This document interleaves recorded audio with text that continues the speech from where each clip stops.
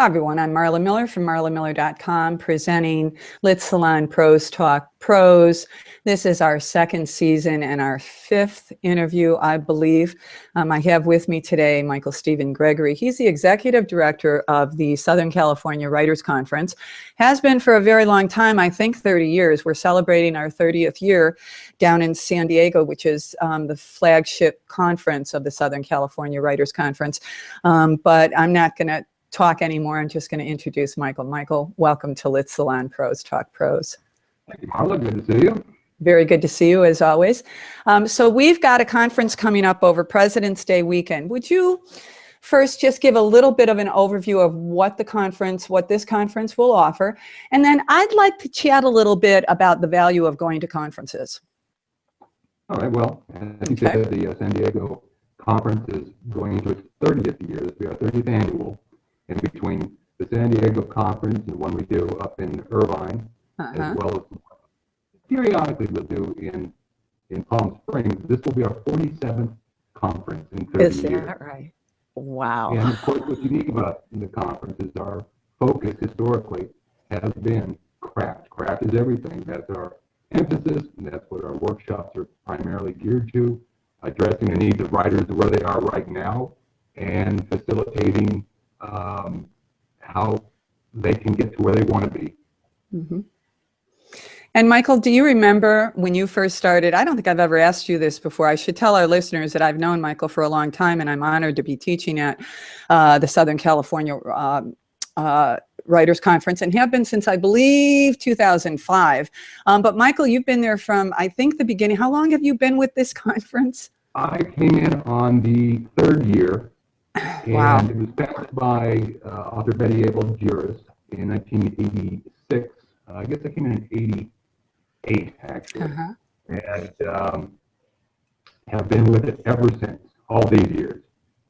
And you, by the way, you came in 2005. I believe San Diego 19 was your first conference with it. Yeah, and that one was, gosh, I think that one was in Los Angeles. And then I just kept nudging you and asking you every time a conference came up if you had any room for this workshop leader, and you haven't said no yet, and I'm very grateful for that. You've been with everyone since.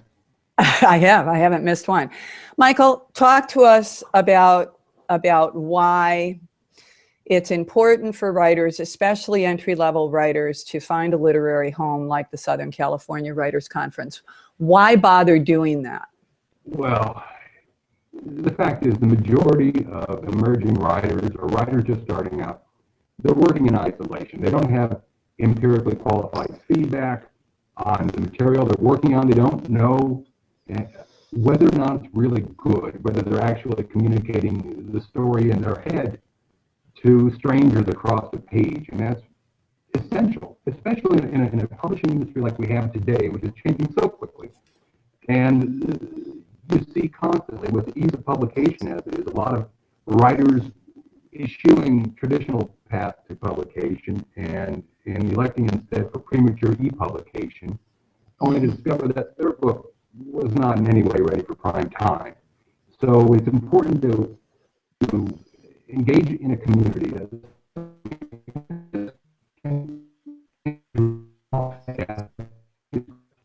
and more importantly, demonstrate the ways to fix these issues. And then ultimately, I like to think that in our 30 years, we've facilitated well over $4 million worth of first-time author and screen deals. A lot of that is a result, not of the Cinderella story that you generally hear at a conference. An agent sees a manuscript and it's a done deal right there, and they head back in New York and sell a book. That has happened, but that's a Cinderella story. The majority of the success is a direct result of relationships that were forged at the conference and that extend beyond the end of any conference weekend. Some of these manuscripts take several conferences to get to where they're commercially viable. And you need a passionate advocate to recognize the potential of such a book, and then be able to, embrace that potential for the long term. And that's something I think we're especially good at. I would totally agree with that, and we're having a little bit of trouble with audio on your end, Michael. If we continue to have that trouble, I'm going to stop this, and if it's okay with you, launch another interview, because sometimes it's just a matter of getting out of one and getting back into the other. How is my sound on your end? You've been clear all the way through. Okay. I'm having some trouble with you, and I think it has to do with connectivity out here. But your point about finding a writer's home. Here's what I've been hearing from especially the new writers, the indie published writers, the writers who are going through vis-a-vis the Amazon and the Smash book, et cetera, create space. They're going down that road, which is cool. I totally support that. But I think what I'm hearing from them is that they're getting their material vetted by peers. And here's what I can't really say this enough. It's the blind leading the blind, folks. If all you're doing is sitting in writing groups and perhaps even being the best writer in that group, you go to conferences to hang out with people who are just damn better than you are. They just are. And they also have the experience to be able to give you feedback in a constructive way that doesn't diminish your worth as a writer. And that's what you get at a writer's conference that you may get in a writing group, you may not. Would you agree with that, Michael? Yeah, one of the things that makes us unique is our, again, emphasis on craft, but the inordinate amount of reading critique sessions that we conduct. Empirically qualified feedback from writers who have established themselves, editors who have established themselves. That's what every writer needs. And I entirely agree with you. Yeah, sure, you might be the best writer in a group of unpublished writers. That doesn't mean that you're ready for prime time either. In fact, if anything, if you are here's what I tell writers all the time, and they kind of look at me a little crazy. If you are the best writer in your writing group, quit that group and go find one where you're not the best writer, because you're not going to learn anything, and your ego is being fed. And I use a story that happened to me way back in the day when I was writing my first novel. It was medical centered, and I was in this Laguna Beach writers group, and I was the best writer among them. I just was. It wasn't that I was going, oh my God, I'm the best. I just happened to be the best writer there. I needed that affirmation so badly because it was my first venture in fiction. I stayed with that group, and I literally wrote the first draft of a novel to that group's taste buds. And at the end of it, I was thrilled because this group thought I was going to be the next Susan Isaac. And guess what? I got rejected from every single agent that I sent it to. Why? It was a draft, and I happened to be writing the best draft of this in this group of 8 writers for over a year.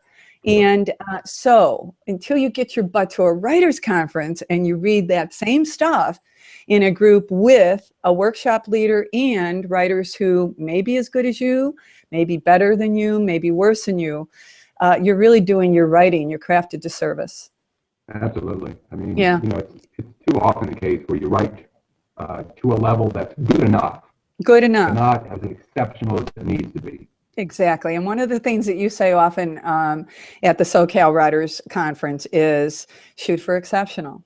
Yeah. I mean, that's what we're all about. So let's talk about the one of the other reasons why I launched LitSalon Prose Talk Prose is because if writers don't go to a writers conference, I wanted this to at least be a facsimile of what listening to a keynote speaker might sound like. And I love keynote speakers. I never miss keynote speakers if I can help it, because you never know what kernel you're going to get from them, and you always get something. In the past, since I've been with the SoCal Writers Conference, we've had extraordinary writers keynoting. T. Jefferson Parker was one, David Brin, who I did not know, but just became such a fan of his work when I listened to him speak. And why? Not because I read sci-fi, because this writer was so inspirational and he knew craft, and he I trusted him. So I said to myself, I got to read one of his books. That's what happens. Stacy O'Brien, a nonfiction writer. I've got a little story to tell about her. Marlene Wagman-Geller, who's going to be Friday night speaker this year, and she's also going to be doing a workshop.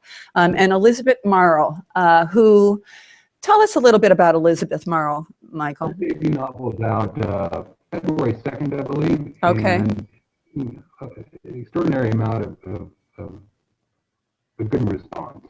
And it's dealing with issues that are pretty hardcore about returning vets, suicide, and the dark side of the military-industrial complex and private contractors, I believe.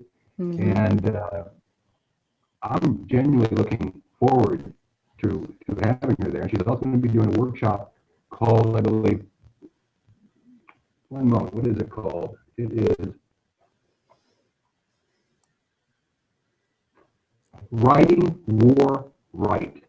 Oh. Truth, pathos, and prose. Because a lot of people are tackling subjects, very sensitive subjects of warfare and PTSD and different aspects of service without really knowing what they're talking about. And, those who are dealing with some of these very, very raw issues and writing them down, and thankfully a lot of vets are doing this too, need to give themselves permission not only to deal with some of this terribly painful, traumatic stuff, but do it in such a way that that communicates effectively to the reader. And, it's a very fine line between being exploitative and being cathartic, You bet. So I know that Betsy's going to be doing a workshop on that, and I believe she's going to have some cohorts with her to address it. Because it's one we've been asked about. And, what we do these sessions, these writing for real sessions, for instance, they're involve both sides of the badge in law enforcement. And what we do in 4 of those workshops at the San Diego conference, it's like what we deal with in those periodic workshops that Elizabeth is going to be dealing with specifically regarding war service. Terrific. I know that the San Diego Writers Conference is known for dealing with stories that have to do with law enforcement, and authors on both sides of that issue have been at the Southern California Writers Conference, been published after being supported by the Southern California Writers Conference. I must mention Wes Albers, who's the director of the Southern California Writers Conference. His book, Black and White, his novel, if people haven't read it, they really should. It's just terrific. I inhaled it. And Wes has been with the conference for a very long time. Tell us a little bit about Wes, the writer, and then Wes, the law enforcement. Well, Wes came to the conference, I believe, in 2002 as a conferee. He and I became buddies. He's with San Diego Police Department and been there for a very long time, but first and foremost, a writer. And we got along really well. And yeah, you do. We just thought it would be ideal to have him, work with me because, between the San Diego conference alone can be a bit overwhelming. But then between the two of us, we thought we could expand the conference, and we did, and we've been together ever since. Yeah. And I keep nudging him. I want the second book out because he's just a terrific writer. He's working on it. I know he is, and I really liken him, and I really mean this. And I put it in my reviews of the book, Joe Wamba, and I'm a Joe Wamba-ophile. I've read everything Joe Wamba has ever written, and Wes's voice is it's on that continuum for sure. Well, it's important to have a voice, and you're right. Wes does have a very unique voice. In fact, voice is so important and so overlooked so often by so many when they're starting out that we have a Frederick Ramsey, very prolific novelist. Good. Who came out of the conference, as you know, he's been a workshop leader for many years now. He's doing a needed workshop on authorial voice, finding it, making it your own, because so many people really are devoid of a unique voice. And at the end of the day, next to a story, voice is what makes you valuable. Yeah, I'm of the opinion, and it's probably because I have I have one. That voice for a writer is everything. If you don't have a voice, then for me, you're just writing journalistic words. Voice really drives the engine of everything that you do. And when I say that, that's my opinion. It's shared by some fairly notable writers, far more than I will ever be, but I've learned it from them. And one of the things that I do believe, not to harp on indie writers and their inexperience, but I have sat in many of indie writer workshops and talked about voice, and they didn't know what the hell I was talking about. Yeah. So it's another reason to come to find a literary home like the SoCal Writers Conference and show up every year and then go home, and you'll have a stack of, I guarantee you'll have a stack of book titles about craft that you'll have to go and buy, or at least rent or take out from the library, because there's so much to learn about craft, as we talked about at the beginning of this interview. And just because you can write a paragraph doesn't mean you're a writer yet. Well, the thing is, there is simply no single way to write a good book. Infinite number of wrong ways. The thing is, you got to find your way. Exactly right. It's not necessarily an easy thing to do, regardless of what potential of a good story idea that you have. That's exactly different between your story, the first draft and the draft that was commercially viable. Exactly. Want to talk a little bit about, since we're talking about finding voice, I mentioned Stacy O'Brien. She is a very well-known nonfiction author of Wesley the Owl, and she is a child. She was birthed by the Southern California Writers Conference, and I want to share a story about that, so that our listeners who are writers and who are thinking about attending writers' conferences, you can just kind of think about this one. Stacy came into my workshop probably in 2005, and she was a very credentialed bird PhD. Ornithologist, would that be it? I'm not even sure. But Stacy had this very unique story. Now, it was a query letter workshop. She was trying to sell this concept and about this owl that she had lived with for 18 years. And the query letter was not a query letter. It was a mishmash of a little bit of synopsis, a little bit of perhaps the introduction. But she wasn't a writer. She came looking for help. And what was thrilling is that she accepted it. Now, she was she's a very credentialed PhD from all the right universities, knows everything there is to know about owls, but had to find a way to craft this story. I knew that she couldn't write at that point. I also knew that she had one hell of a story. So we worked with her in the workshop, and I think that we got the queried letter at least linear. But afterwards, I asked her to stay, and I took her by the hand, and I brought her over to one of the SoCal Writers Conference agents, whose name I won't mention because she's no longer representing Stacy. But I literally, Michael, put their hands together and said, "You two need to know each other. Stacy, start talking." And I walked away. Now, that is what you do that is the potential that you have when you're at a writer's conference and you got something that might have potential. Our job, all of the workshop leaders' jobs, are to get you closer to publication, yes? So when we connect the dots. And was I thrilled to be able to take Stacy to this agent who is a good agent? Was I thrilled to say, "You two got to talk because this is one hell of a story"? You bet I was. Stacy went on to get that book published. Simon & Schuster, I think it's in 17 languages, and she teaches a workshop at the SoCal Writers Conference, doesn't she, Michael? Yes, she does, usually at the Irvine. At the Irvine one. So that's just one. Now, granted, that's a sexy story. But there's a lot of sexy stories that come out of writers' conferences, and it really is just one more reason to consider writing that check and going to one. That's right. And, preferably this one. Well, it's certainly one of the unique ones out there. Absolutely. It's because it is first and foremost about the writers in attendance. It's not a podium-centric or panel-centric conference. Nope. where it's more about those behind the microphone than it is handing. We are specifically about addressing the needs of the writers in attendance. And some of those writers, by the way, are accomplished, but maybe they're switching genres. They're going from nonfiction or practical nonfiction to thriller. You know, it's not equally easy for everybody, no matter how accomplished some are. You know, going from, say, prescriptive nonfiction to, you know, dark paranormal fantasy, you need some different chops to deal with. Absolutely, you know? Absolutely. You know, one of the other realities about attending writers' conferences is that you dispel the myth of writers making a lot of money at doing this business.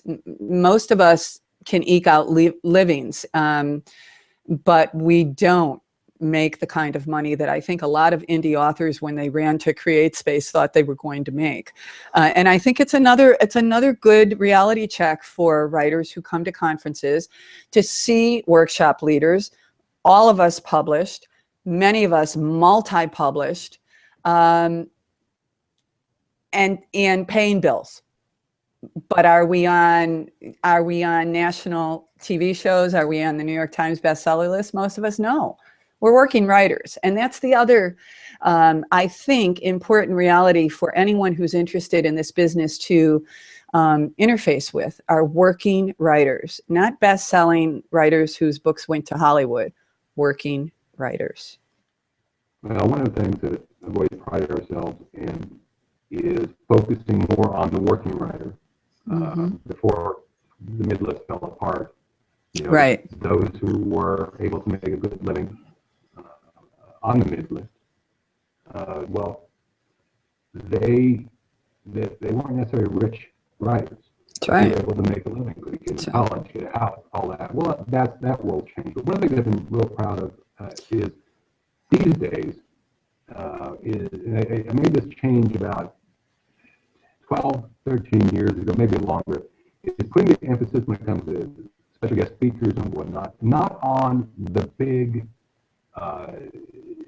name writers that everybody knows that you see in every grocery store aisle, checkout stand, because they have been around a long time for the most part, and they are so far removed from the realities of today's emerging writers that I often don't see, other than when talk craft and stuff like that, I don't see that they can be of equal value to the writers who are applying the trade today and actually making it work. Because a lot of these writers who are huge names now, if they were just starting out now, the likelihood of them breaking in is very, very slim. Very slim. Very slim in today's market. One of the writers that's going to be at the Southern California Writers Conference is MarleneGeller, and I had the pleasure of interviewing her at LitSalon Talk Prose a couple of months ago. So I'm thrilled, and she's a San Diego writer. Here's a working writer. Marlene's story, which I'm sure she'll tell in the keynote, but again, another inspirational story from a working writer who has a day job teaching, who has written book after book in her genre, and only now, and I'm not going to give anything else away, but after her fourth book, which I gobbled up, about the unknown, the women behind famous and infamous men. It's fabulous. Really just loved it. Her fifth book with this publisher is the first one that she's getting in advance. And it's because the other four have built her platform sufficiently that these books are starting to really cook. And it's taken her 4. Now, that's the reality of a working writer's life. Yeah. You know, it just is. And most of us are teachers or you know, we're doing whatever we're doing. It's like, I liken it to actors. Most people who are actors are not working in front of the camera. They're waitressing, they're doing whatever they can do until they can get their time in front of the camera. And I think the writing life is similar. It's, you know, most of us eke out a living. We don't enjoy the limelight. And MarleneGeller is, I think, going to be real inspirational to writers when she talks about her road to publication. And everybody's path to publication, whichever route they're pursuing, the traditional or going indie. Right. Everyone is unique unto itself. And the great thing is, you know, you were talking about how you enjoy keynote speakers. You never know. No number of how-to books combined may unveil that one precious, elusive little nugget that will open the door for you in your own work. That one priceless thing. And that's what part of the value is, with not only with special guest speakers, workshop leaders, the conversations you have at a bar. In fact, I like to think that you can find as much, I've seen it happen, you can find as much useful information, the holy grail of information can be unveiled over a cocktail at the bar in any number of workshops. But it takes just one person, one bit of information. Absolutely. I totally agree with you. And I used to, when I was going to conferences, I used to make sure that I always either invited one of the workshop leaders for a drink or for lunch, or because I was always wanting that information. I wanted to pick their brain, but I wanted to make it worthwhile to them outside of the workshop offerings that they were delivering all week long. One of the authors that spoke, and when you were talking, Michael, it reminded me of Aline Ohanessian. Oh, yeah.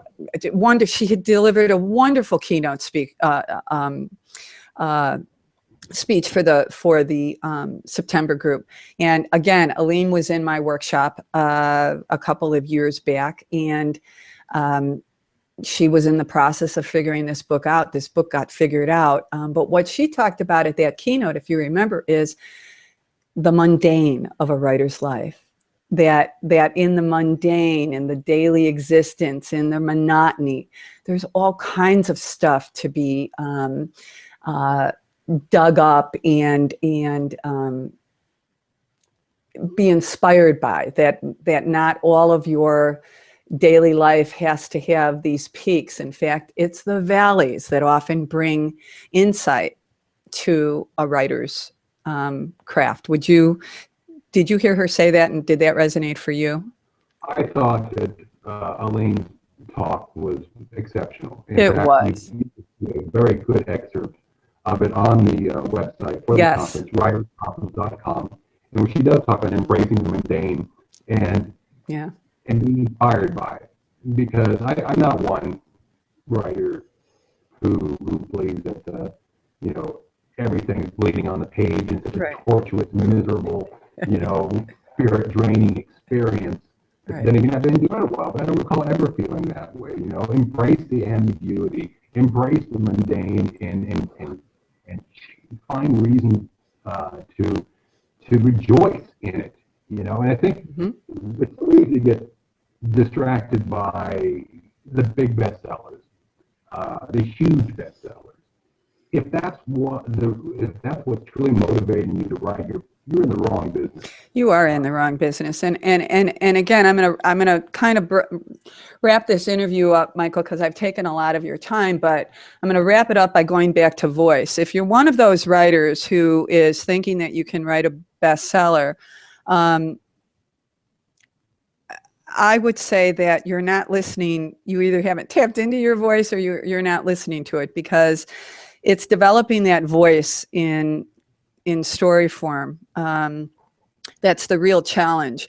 And boy, that takes draft upon draft upon draft upon draft. And that was really the essence of what I got from Aline's keynote is even when you think you don't have another damn thing to say, or your character doesn't have another damn thing to say, put it down, go for a walk, get some distance, and pay attention to your voice, because oftentimes your characters do have more to say. You just need to give them a break. Well, it's the internal dialogue of the writer, that you bet. Miserable thing. Again. I did an update on the site yesterday where I was talking about the arguing the very valid and important reason to attend your workshops. For instance, you and Jennifer Redmond do the pitch pitch sessions. We have fun. And you have fun, but it's also important work. Because, yeah, it is. As I write about this, one of the things beyond voice. You can have great voice. You can have an extraordinary voice. But if you don't have something to say, if you don't have a story worth telling, That's right. or if you don't get to that story pretty quickly so people can share the story, be engaged, and you can sustain their interest, nobody cares about your voice. It all starts with a good story. And what I was making a point of yesterday was, to me, because we're seeing a lot of manuscripts come in right now for the conference, as you know. Sure. And time to begin, what you encounter year after year is one, people who start their book too early. They don't start their book until 15, 20 pages later. Okay. And the argument is, well, only if you only turn to page 16. Well, okay, if I'm not interested in turning to page 16 where your book starts, chances are you're writing the first 15 pages for you. And the next thing, so that's what, something that's very, very common. But the thing is with your workshop and Jennifer's, is the first workshop, which is what's your book about, right? Mm-hmm. Mm-hmm. You wouldn't believe how many people we speak to coming into the conference. You ask them about their book. And I don't necessarily need an elevator pitch, but unless you can succinctly capture the essence of your story, mm-hmm. you can't do that. Chances are you have a very problematic story. And then it's like these pitch sessions at some conferences. You pay extra money for a 5 or 6 minute pitch with an agent or an editor. One of the reasons we don't do that is because I've heard, I work in the film and television industry primarily. Good pitches are good pitches. It doesn't necessarily make the writer a good writer. That's right. And time and again, the pitch will be good, but it's not demonstrated on the page. Exactly. And conversely, they have those great stories that are terrific on the page, but the writer, when asked what their book's about, falls apart. Exactly. You can't separate the two. Absolutely. That's great point to make, and it's one of the reasons why I asked to do a rogue workshop in the evening on openings only. That's what I love to do. And in the first 5 pages of a novel or fiction or nonfiction, if you haven't hooked me, I'm not going to stick around for you to hook me. So I won't repeat what you just said, but openings are absolutely critical, and many, many, many writers spend the first chapter clearing their throat. So I think it's for the writer, not the reader. And absolutely. You talk about first 5 pages and how well, we both know any seasoned editor, any seasoned agent or writer, even an astute reader will know you're in the hands of a quality storyteller in a paragraph or a page. You really don't need much more. You don't. To know that, I'm out of here. That's exactly right. I learned that lesson way back in the day from Barnaby Conrad, and this was way, way, way before indie publishing and before the industry shifted. He said, you've got the first page. You got there's too many books out there. You got the first page to hook me. If I'm not hooked by the first page, unless I know you as a writer, I'm not turning to page 2. That was said a long time ago. It's still true. The number one objective for any writer is to ensure there's a reason for the reader not to stop reading. That's right. That's exactly right. In television, that's what we learn in movies, and that's right. And we learn that at writers' conferences, and it's just another reason why. If you're serious about the writing life, folks, for those of you who aren't and you just want to get this one book out to have it out, that's cool. The Writers' Conference would be a fun place to go. But if you're really serious about becoming a better writer, a better craftsperson, then you really need to associate with better craftspeople. And you will find them at writing conferences, and not all writing conferences, certainly those that are established and have the reputation that the SoCal Writers' Conference does. Michael, I'm going to let you do one wrap up. Let's put the screen share. Let's put SCWC's. Anything you want to say? Last remarks about President's Day weekend coming up, February 12th to the 15th, down in San Diego. Well, we still have plenty of room, with the exception of the one specific workshop that requires sign up in advance. I think just sold out. Okay. Otherwise, we're pretty open. I have the working schedule posted now, with the exception of a couple holes we're still trying to tweak. We have 2 holes, and there's 12 workshops to choose from, because each conference is uniquely constructed on the foundation of the previous conference, in this case, September's in Irvine, and with all, in the intervening months, we look at the trends that we need to deal with on the business side of it, as well as, what we feel is really, really important to address right now this month. And we have a standalone track that I think has 4 spots left. That's the, I think 18 or maybe it's 20, and that is the novel journey immersion. That runs Saturday and Sunday. It is hardcore, but for writers starting out who have a clear idea of a story, that is something that I think can be very popular. Otherwise, there's just so much, as you know, there's so much to do at the conference, and we're welcoming anybody and everybody who really does aspire to exceptional and is willing to settle only for, well, I don't say extraordinary, but at least settle for exceptional.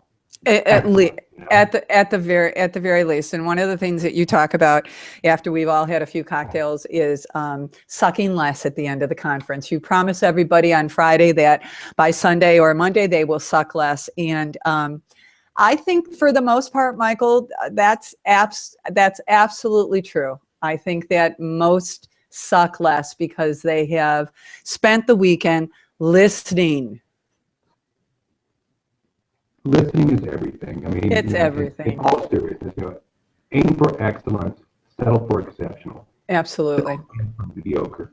There's plenty of mediocre out there, and the whole thing that we do, our little mantra is suck less. Okay, true, suck less. But we know that one thing I want to hit on that you mentioned.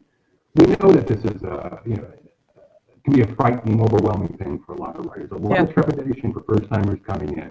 And you've mentioned that the conference can be fun. Let's underscore that.